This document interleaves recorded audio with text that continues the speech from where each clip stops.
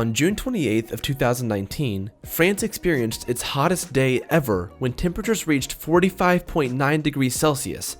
That's over 114 degrees Fahrenheit. But some people weren't feeling the heat quite as much as everyone else. Some people always seem to feel cold, no matter how hot everyone else around them claims to be. So what gives?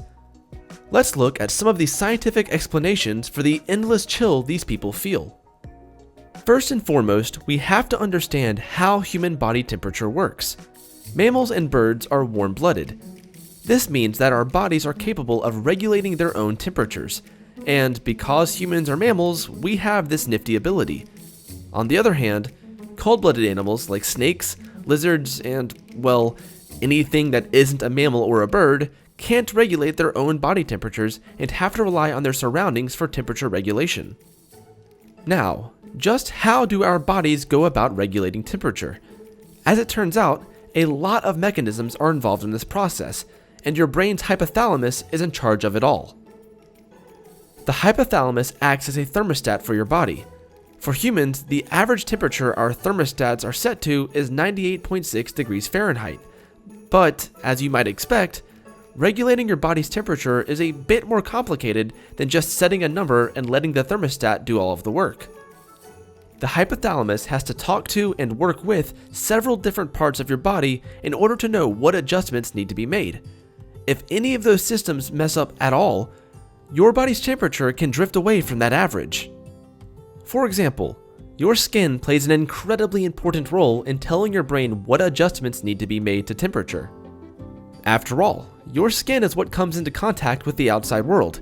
If it's hotter outside, your skin undergoes a process called vasodilation, which leads to sweating, allowing the evaporating water to cool you down. And if you're too cold, your skin will undergo vasoconstriction, which is what's responsible for those goosebumps you get when you're feeling chilly. Some people have a condition called autonomic dysreflexia, in which their nervous system overreacts to stimuli. Their bodies will sometimes unnecessarily undergo vasodilation and begin to sweat profusely, or go in the opposite direction and get a case of the chills, accompanied by those telltale goosebumps. There are other reasons someone's body temperature could be out of sync with everyone else's. Generally speaking, women tend to experience feeling cold more often than men do. In fact, one study found that the hands of women were on average 3 degrees cooler than men's hands. The hypothesized reason for this is that men's bodies tend to have a higher density of muscle, while women's bodies tend to have a higher density of fat. Muscles generate heat when they do work, while fat cells store heat. This is actually why you begin to shiver when you get cold.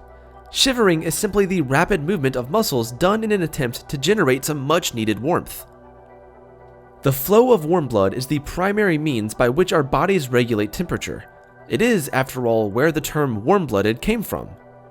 So, it shouldn't be a surprise that anything which can influence your blood flow will directly impact your perceived temperature.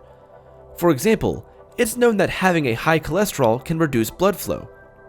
When this happens, it becomes harder for warm blood to reach your hands and feet, which is why many people with high cholesterol complain about having cold fingers and toes. As we get older, our natural systems start to lose their efficiency, and temperature regulation is no exception. Low blood pressure, low muscle density, and a lower metabolism can all lead to worsened control over your body's temperature. All of these things contribute to the chilly feeling many elderly people experience. It's very important to listen to your body. If you notice that you feel cooler than usual for no obvious reason, you could be sick and have a fever. Feeling increasingly sensitive to the cold is also a symptom of some serious medical problems like diabetes. Feeling perpetually cold may seem like a convenience during a massive heat wave, but don't be fooled. Our bodies work best at a certain temperature, and it's important to make sure that our systems are working properly. If the thermostat in your home broke, you'd surely call someone to come fix it. So, if you find yourself feeling chilly, talk to a doctor and make sure your internal thermostat is okay. Oh, and be sure to tell your friend who is always cold to do the same.